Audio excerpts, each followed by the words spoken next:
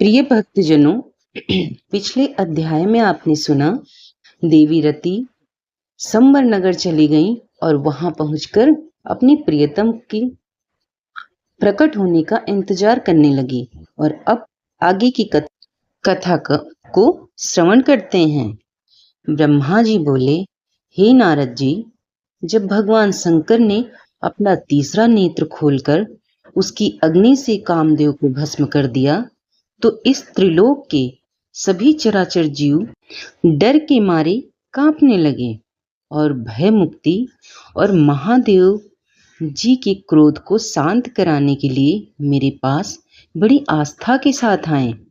उन्होंने मुझे अपने कष्टों और दुखों से अवगत कराया। तब सब कुछ जानकर मैं भगवान शंकर के पास पहुंचा। वहां पहुंचकर मैंने देखा कि भगवान शंकर का क्रोध सातवें आसमान पर था। वे भयंकर क्रोध की अग्नि में जल रहे थे। मैंने उस धधकती अग्नि को शिव जी की कृपा से अपने हाथ में प्रकट कर लिया और समुद्र के पास जा पहुंचा। मुझे अपने आस पास आया देखकर समुद्र ने पुरुष रूप धारण किया और मेरे पास आ गए और बोले, हे विधाता, हे ब्रह्मा जी, मैं आपकी क्या सेवा करूं?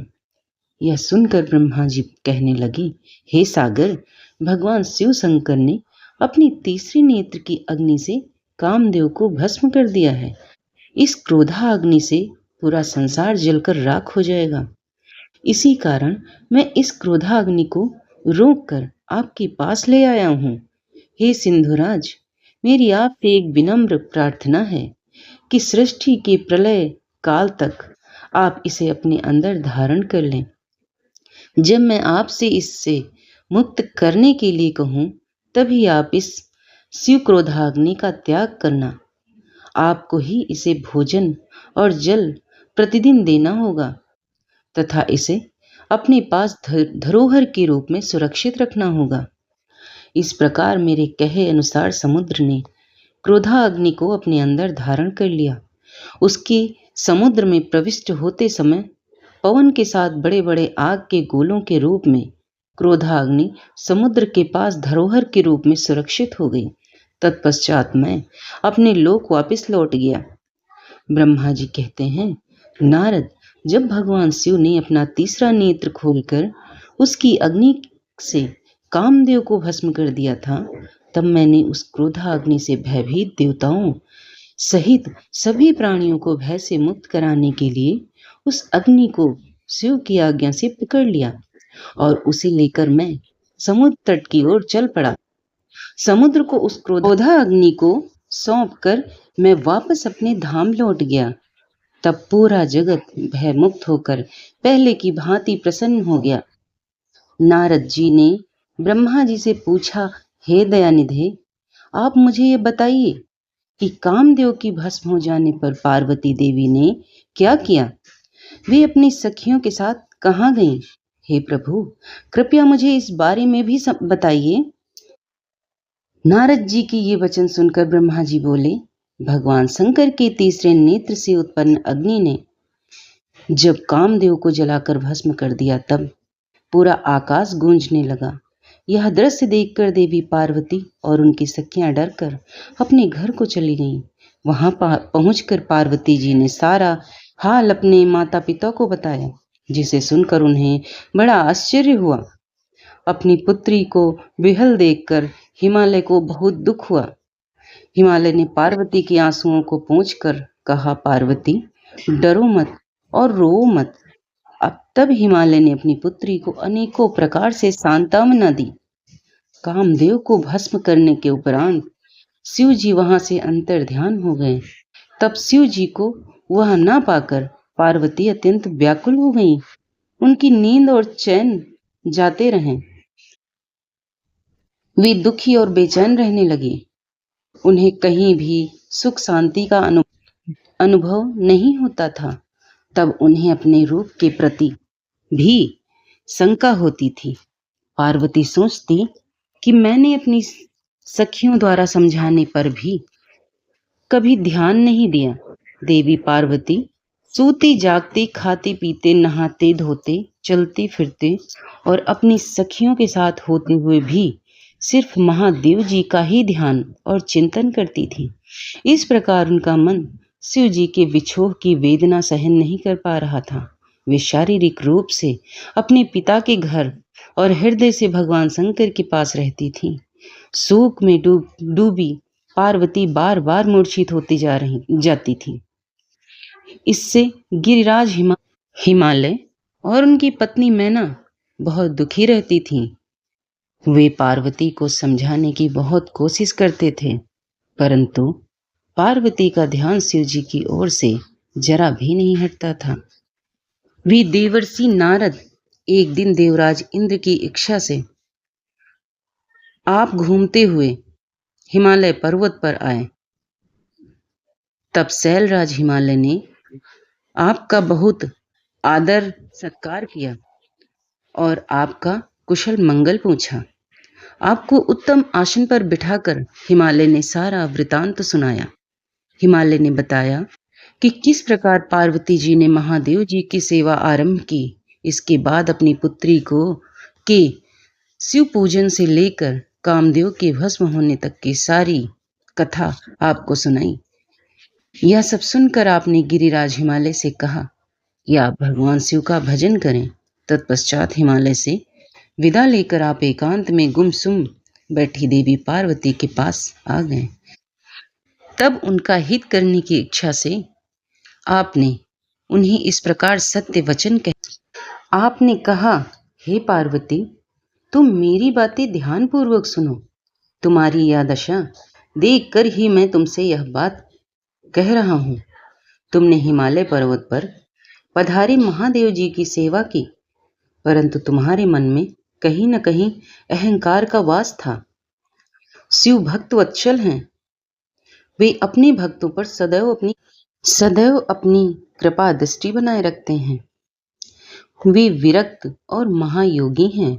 तुम्हारे अंदर उत्पन्न हुए अभिमान को तोड़ने के लिए ही सदाशिव ने ऐसा किया है। अतः तुम उन्हें तपस्या द्वारा प्रसन्न करने का प्रयत्न करो। तुम चिरकाल तक उत्तम भक्ति भाव से उनकी तपस्या करो।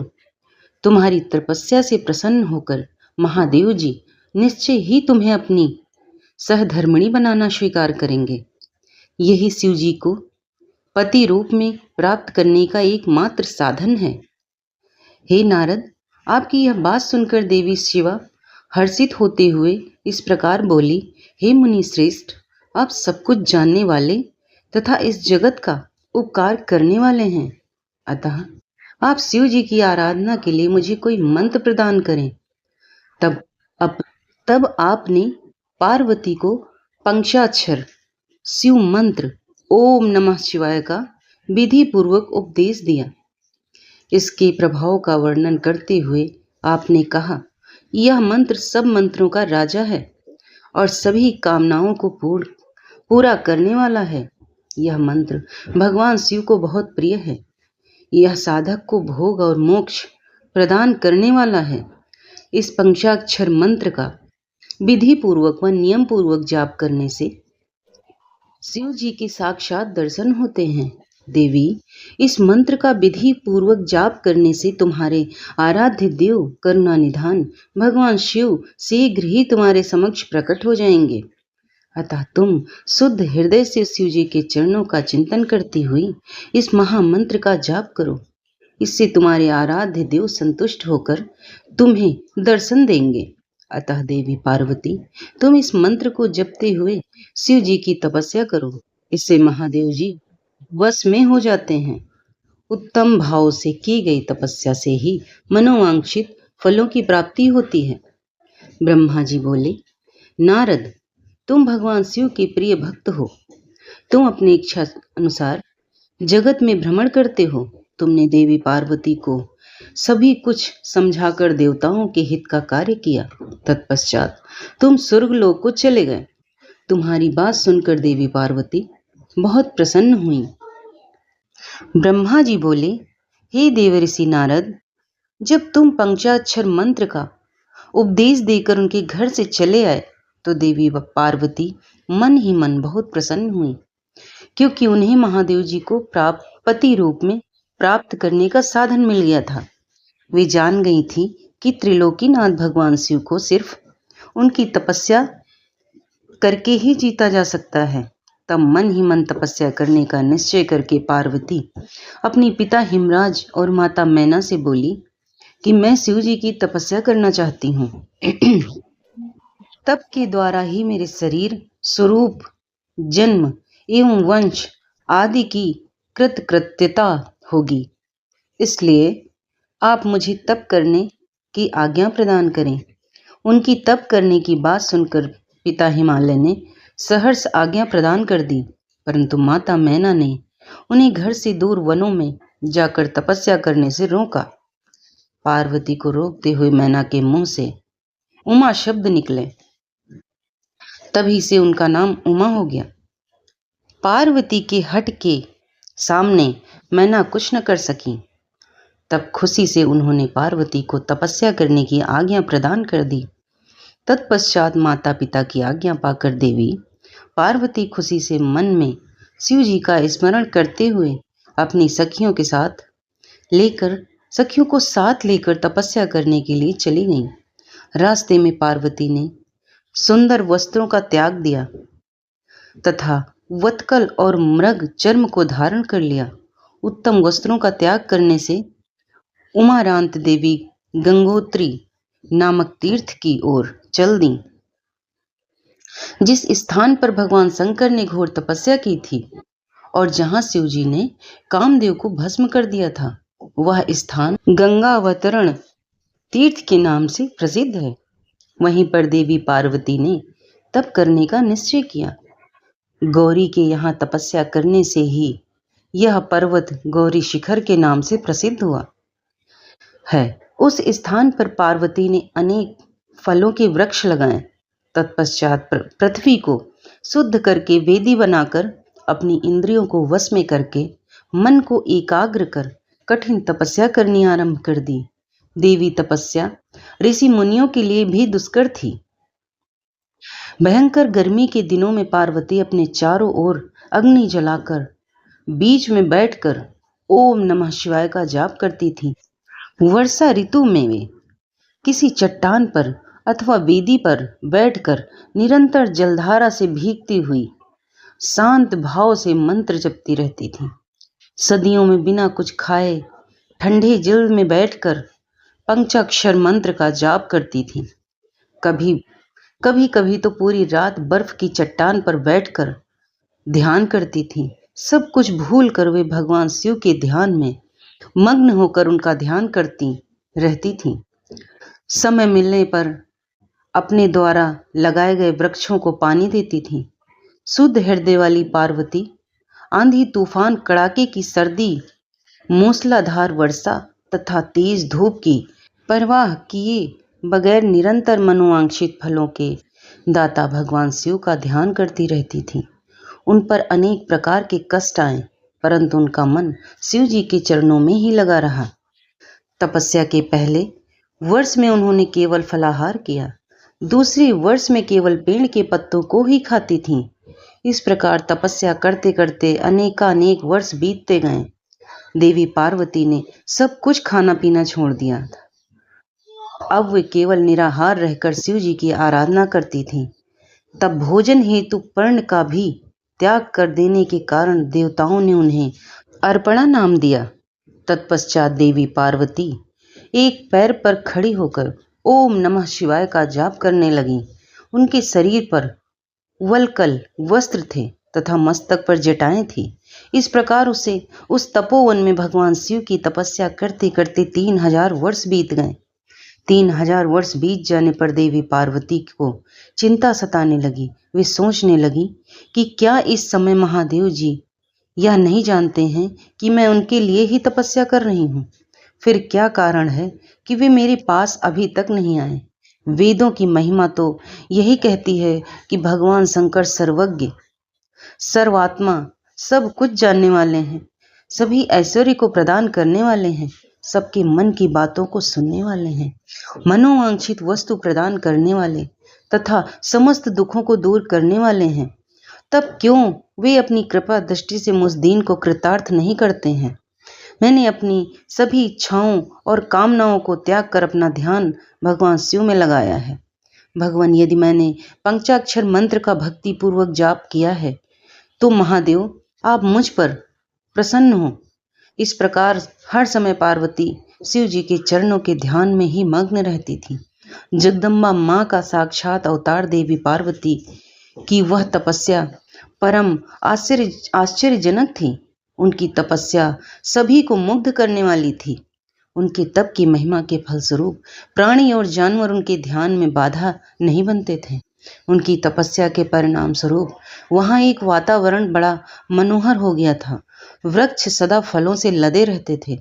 विभिन्न प्रकार के सुंदर सुगंधित फूल हर समय वहां खिले रहते थे। वह स्थान कैलाश पर्वत की सी शोभा पा रहा था तथा पार्वती की तपस्या की सिद्धि का साकार रूप बन गया था।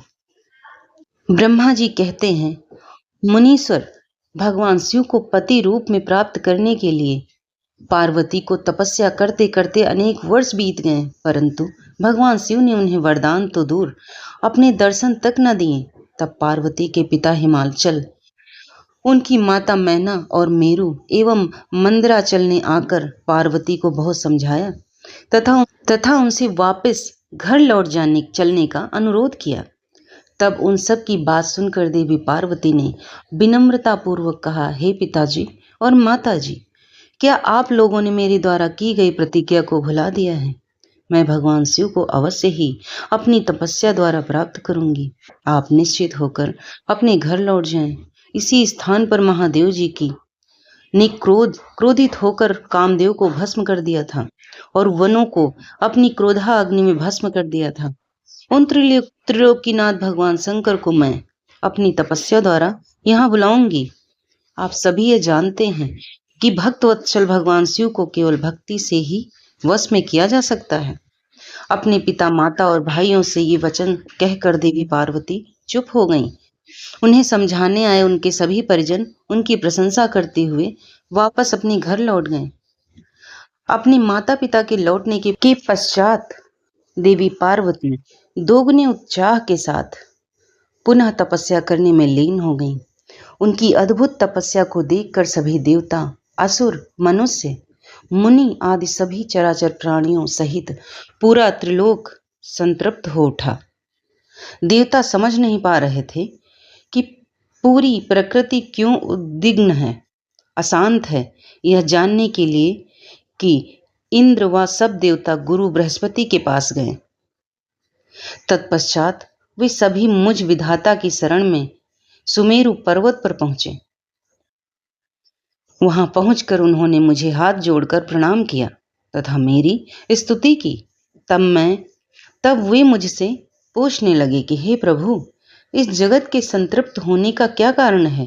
उनका यह प्रश्न सुनकर मैंने त्रिलोकीनाथ भगवान शिव के चरणों का ध्यान करते हुए यह जान लिया कि जगत में उत्पन्न हुआ दाह देवी पार्वती द्वारा की गई तपस्या का ही परिणाम है।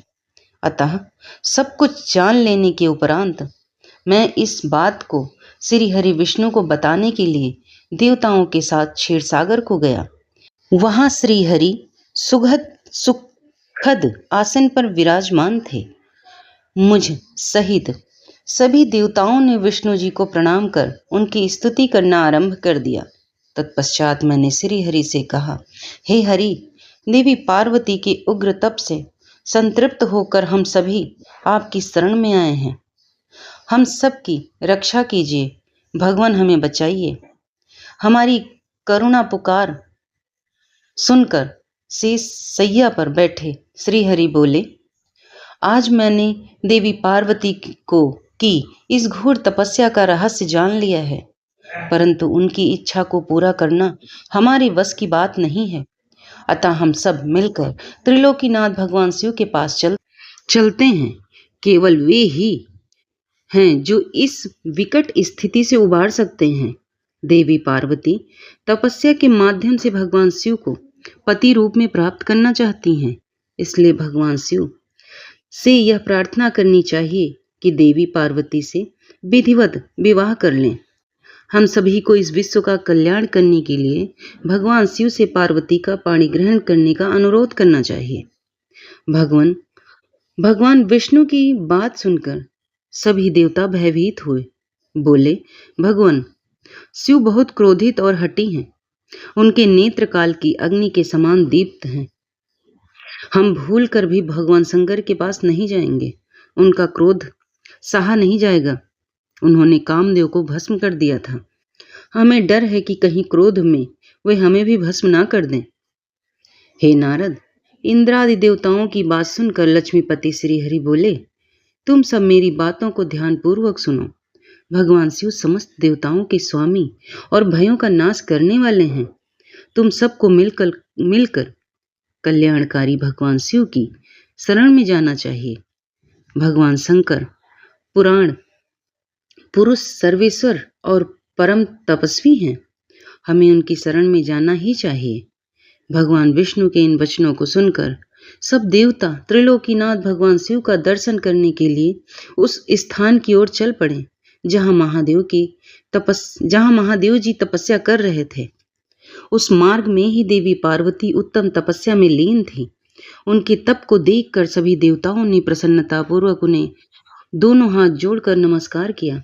तत्पश्चात उनके तप की प्रशंसा करते हुए मैं श्री हरि विष्णु और अन्य देवता भगवान शिव के दर्शनार्थ चल दिए। वहां पहुंचकर हम सभी देवता कुछ दूरी पर खड़े हो गए और हमने तुम्हें भगवान शिव के करीब यह देखने के लिए भेजा कि वे कुपित हैं या प्रसन्न। नारद, तुम भगवान शिव के परम भक्त हो तथा उनकी कृपा से सदा निर्भय रहते हो, इसलिए तुम भगवान शिव के निकट गए तथा तुमने उन्हें प्रसन्न देखा। फिर तुम वापस लौटकर हम सभी के पास आए तथा उनकी प्रसन्नता के बारे में हमें बताया। तब हम भगवान शिव के करीब गए।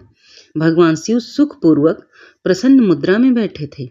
भक्त वत्सल भगवान शिव चारों ओर से अपने गणों से घिरे हुए थे और तपस्वी का रूप धारण करके योग पट्ट पर आसीन थे। मैंने श्री हरि और अन्य देवताओं ने भगवान शिव शंकर को प्रणाम करके वेदों और उपनिषदों द्वारा ज्ञात विधि से उनकी स्तुति की।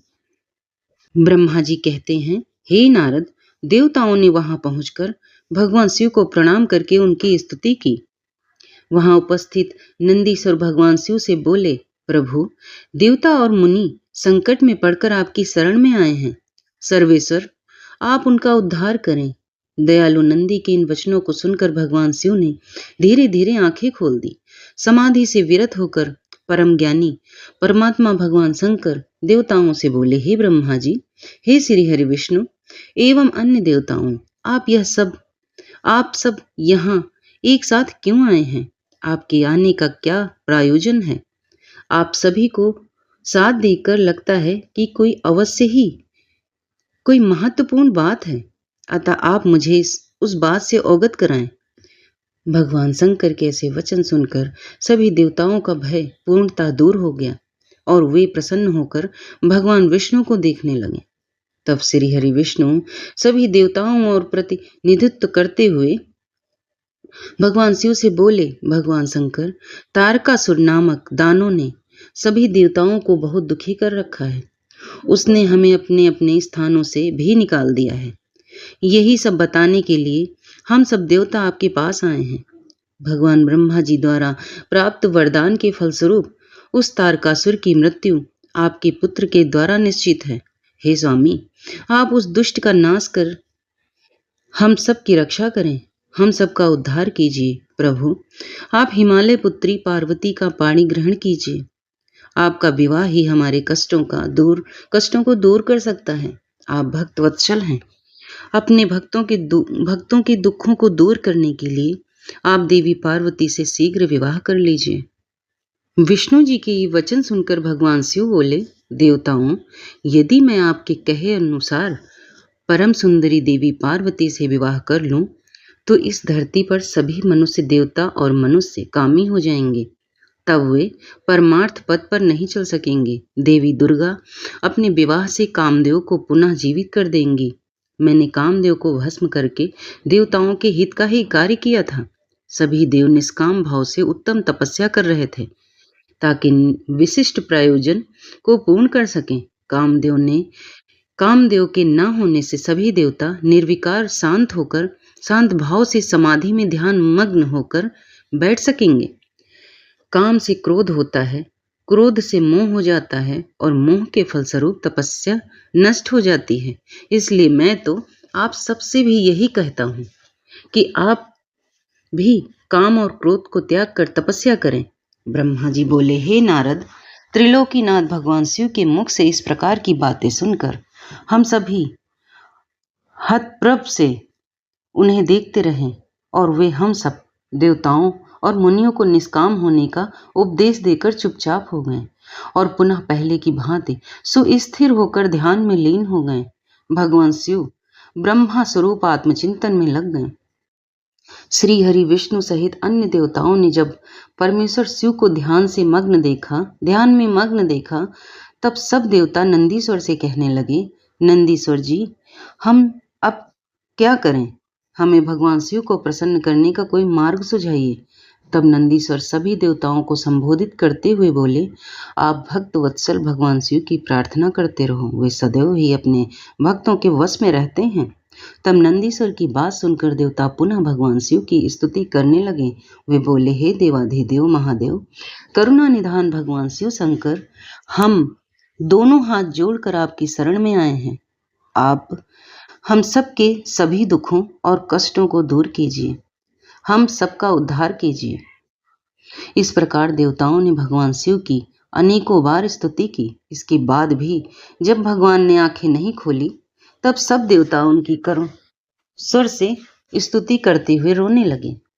तब श्री हरि विष्णु मन ही मन भगवान शिव का स्मरण करने लगे और करुण स्वर में अपना निवेदन करने लगे। देवताओं, मेरे श्री हरि विष्णु के बार बार निवेदन करने पर भगवान शिव की तंद्रा टूटी और उन्होंने प्रसन्नता पूर्वक आंखें खोल दी। तब भगवान शिव बोले, तुम सब एक साथ यहाँ किस लिए आए हो? मुझे इससे अवगत कराओ। श्री हरि विष्णु बोले, हे देवीश्वर, हे शिव शंकर, आप सर्वज्ञ हैं, सबके अंतर्यामी ईश्वर हैं। आप तो सब कुछ जानते हैं भगवान। आप हमारे मन की बात भी अवश्य ही जानते होंगे। फिर भी यदि आप हमारे मुख से सुनना चाहते हैं तो सुने। तारक नाम का असुर आजकल बड़ा बलशाली हो गया है। वह देवताओं को अनेकों प्रकार के कष्ट देता है। इसलिए हम सभी देवताओं ने देवी जगदम्बा से प्रार्थना करके उन्हें गिरिराज हिमालय की पुत्री पार्वती के रूप में अवतार ग्रहण कराया है। इसलिए ही हम बार बार आपकी प्रार्थना कर रहे हैं कि आप देवी पार्वती को पत्नी रूप में प्राप्त करें। ब्रह्मा जी के वरदान सुनकर भगवान शिव और देवी पार्वती का पुत्र ही तारकासुर का वध कर हमें उसके आतंक से मुक्त करा सकता है। मुनि श्रेष्ठ, नारद के उपदेश के अनुसार देवी पार्वती कठोर तपस्या कर रही हैं। उनकी तपस्या के तेज के प्रभाव से समस्त चराचर जगत संतप्त हो उठा है। इसलिए हे भगवान, आप पार्वती को वरदान देने के लिए जाइए। हे प्रभु, देवताओं पर आए इस संकट और उनके दुखों को मिटाने के लिए आप देवी पार्वती पर अपनी कृपा दृष्टि कीजिए। आपका विवाह उत्सव देखने के लिए हम सभी बहुत उत्साहित हैं। अतः प्रभु, आप शीघ्र ही विवाह बंधन में बंधकर हमारी इस इच्छा को भी पूरा करें। भगवान, आपने रति को जो वरदान प्रदान किया था, उसकी पूरा होने का भी अवसर आ गया है। अतः महेश्वर, आप अपनी प्रतिज्ञा को शीघ्र ही पूरा करें। ब्रह्मा जी बोले, हे नारद, ऐसा कहकर और प्रणाम करके विष्णु जी और अन्य देवताओं ने पुनः शिव जी की स्तुति की। तत्पश्चात वे सब हाथ जोड़कर खड़े हो गए। तब उन्हें देखकर वेद मर्यादों के रक्षक भगवान शिव हंसकर बोले, हे हरे, हे विधे और हे देवताओं, मेरे अनुसार विवाह करना उचित कार्य नहीं है, क्योंकि विवाह मनुष्य को बांध कर रखने वाली बेड़ी है। जगत में अनेक कुरीतियां हैं, स्त्री का साथ उनमें से एक है। मनुष्य सभी प्रकार के बंधनों से मुक्त हो सकता है, परंतु स्त्री के बंधन से वह कभी मुक्त नहीं हो सकता। एक बार को लोहे और लकड़ी की बनी जंजीरों से मुक्ति मिल सकती है, परंतु विवाह एक ऐसी कैद है जिससे छुटकारा पाना असंभव है।